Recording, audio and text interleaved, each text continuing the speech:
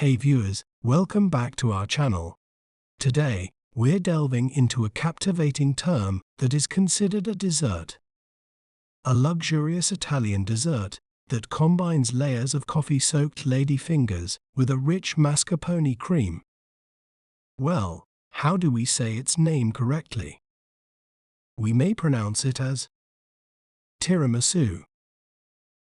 Tiramisu. T. Ra.